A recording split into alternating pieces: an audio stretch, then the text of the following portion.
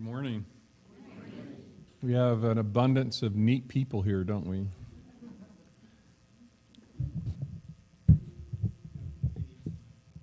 I'm done. Rick said I'm out of here. He pulled that card. Thank you, Rick. All right. You're still neat anyway. So first of all, I wanted to have everybody do something for me. Could you smile? Yeah, look. Can you turn to your neighbor and smile? Nice. And can you look up here and smile at me? How many smiles do you have? Infinite.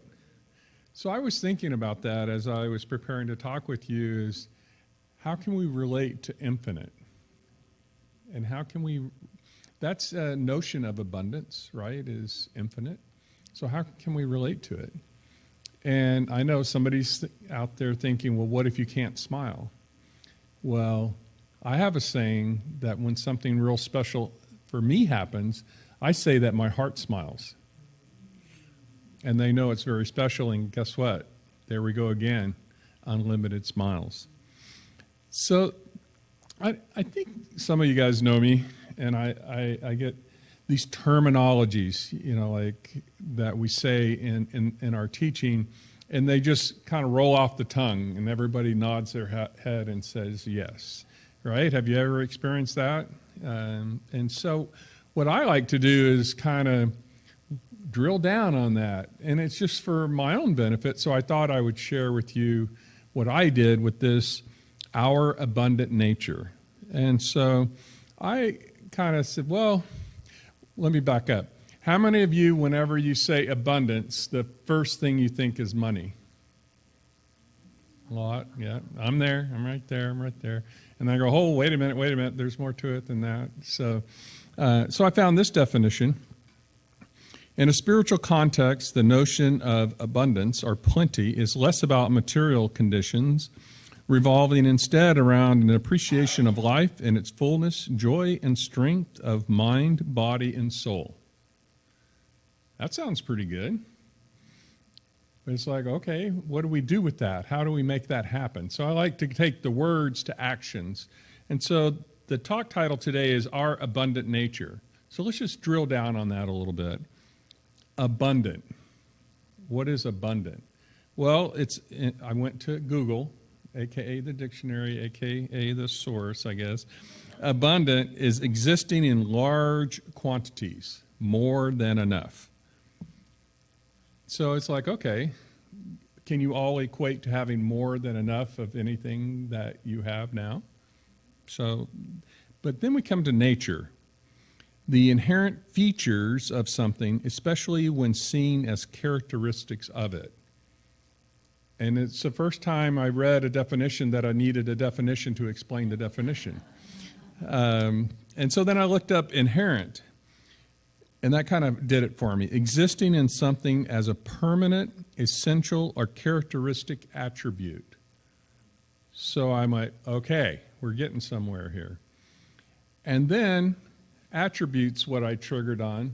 Everybody following me with all of these? Okay, all right. So the attributes that came up was, well, what are the 7 attributes of God? Love, light, life, peace, power, joy, and beauty. Now, how many of you have too much of any of those? How many of you could use a little more of each one of those? And then who's in the driver's seat of you receiving more of all of those? You are. And so when I work through the definitions, then I'm starting to get a feeling and understanding of my abundant nature. And it ties back to everything's available to me. There's no limitation. And I had an experience last Sunday, which I want to share with you. My dad celebrated his 90th birthday. Yes. And so we had a party for him, and we limited it to just family, except for a few friends. And the reason we limited it is that he has 7 kids, he has 14 grandkids, and he has 12 great-grandkids, and the significant others that go along with those. So now you know why we kind of limited it. But anyway, the love that was in that room was enormous. We had a great time, and we had people come up and talk stories. And my dad is a storyteller, so now you know where I get it from. My dad is a storyteller, and so he's telling these stories. And as he's telling the stories, somebody else comes up and it triggers another story. And it's just a great, great moment that we have his 90th birthday. And so people came together at that time that maybe haven't seen my dad in a few years. My mom passed away 3 years ago, and a lot of these people, they all came 3 years ago, but a lot of them haven't been, they've come here and there. And I look at that love that was in that room and like, how can I have more? How can I have more? Well, I made a choice for myself that I was going to spend more time with my dad. And so when my mom passed 3 years ago, I made a commitment to myself that I would go visit my dad once a month, every month. And so we would go over there, and he's there, and he's got his golden retriever, Charlie, and we would visit, and he would always have me help pick lemons off the tree in the backyard because he couldn't pick them, but everybody in the neighborhood wanted lemons. He didn't eat the lemons. He just wanted them for all the neighbors. So I went over picking the lemons. And so we kept, we were doing that for quite a while. And he has a passion of playing poker. Can you imagine talking about poker on a Sunday morning? But we're going to talk about poker for a minute. And so my dad loves to play poker. And he played when my mom was alive, but whenever she passed, he had no social interaction. Even one day, it was pretty sad. He said, well, all my friends have passed away. And that was just, it was heart-wrenching for me. But he started playing poker. And so he would go down there and he would play poker, and he started to know people. So he started knowing the dealers, he started knowing the people that were playing, and that was his social interaction. And those people started to love him by him coming around and him interacting. He's been called the rock star of the poker room. And so he missed some times. You're probably not aware, but he broke his back last year, and he ended up breaking his back 3 times. Not significant enough to require surgery, but enough to cause pain and discomfort and not going to the poker room. And so when he got better after a period of time, he had me take him to the poker room. So I took him in, and there was no less than 25 people came up to him saying, we missed you, we're glad you're back. Can you imagine just the swelling of emotion for having that happen? And I got to share in that because I started playing poker with him. And I wasn't in it for the money, so I have to make that disclosure because that's the part that I want to share with you. And so my dad plays poker, and that's what he enjoys. I grew up in Vegas, and so I know I have this saying, which other people probably have too, that says they didn't build all these billboards and hotels and casinos on people's winnings. They built it on their losings. And so I wasn't a fan of gambling.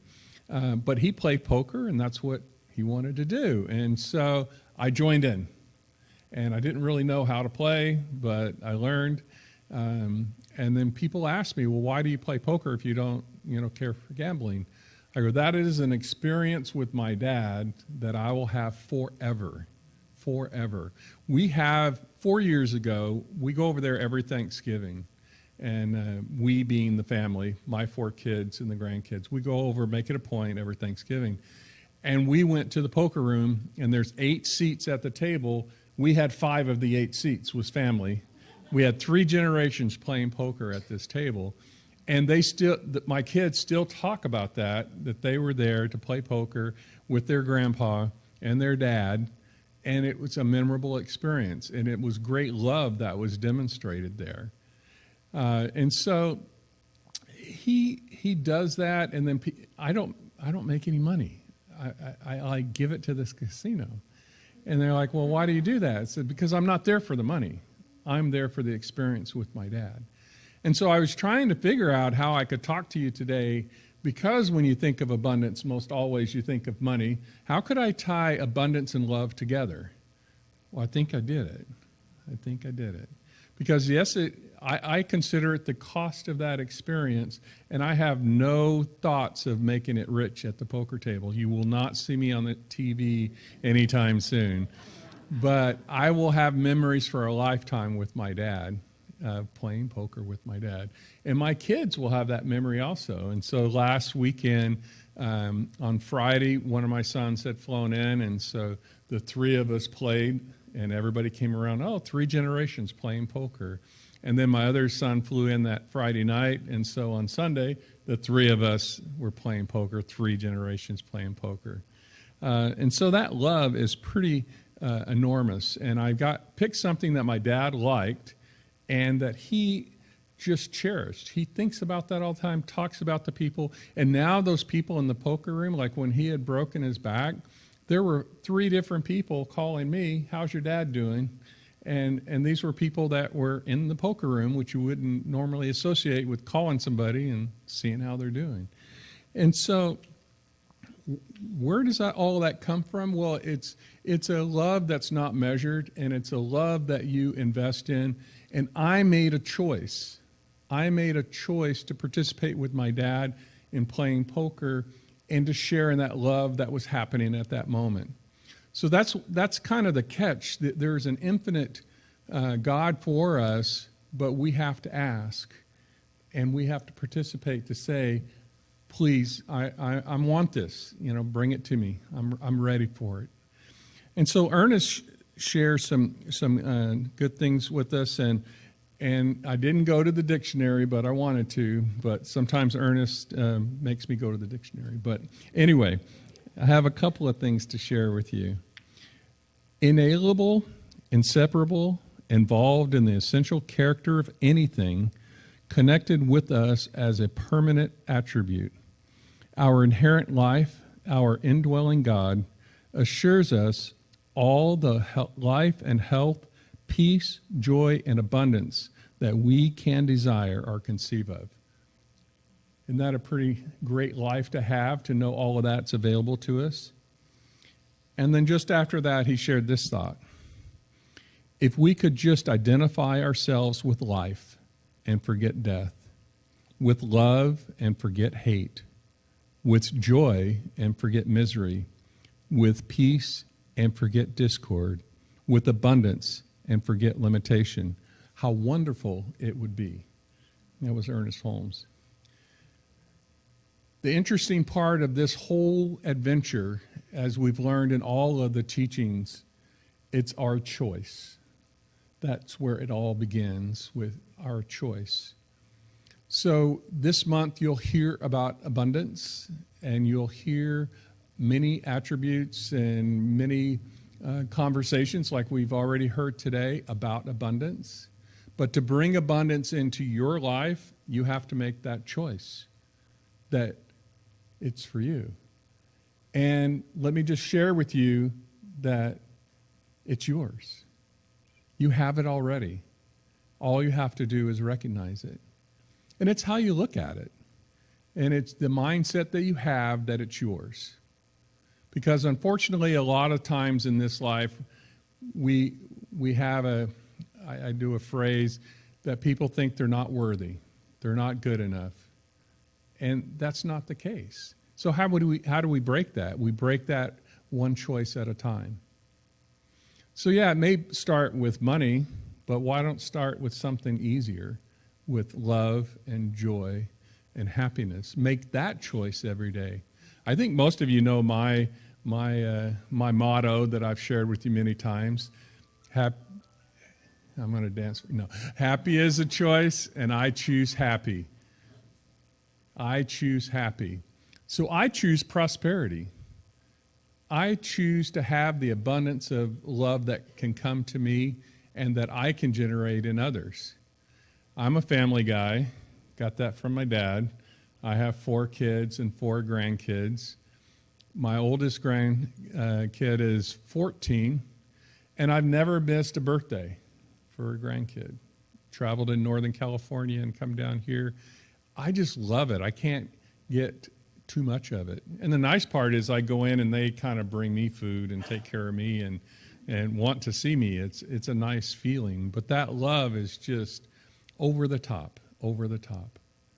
And all I had to do was make a choice to get out, be with the family, and love them. And they loved me back. So you're in a community here that loves you. Did you guys know that?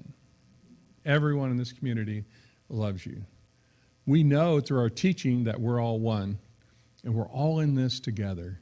So knowing that we're all in this together, and we have a limitless available to us, no limits on anything, how many of you would choose to take the limited route? Anybody? See, I can't do that.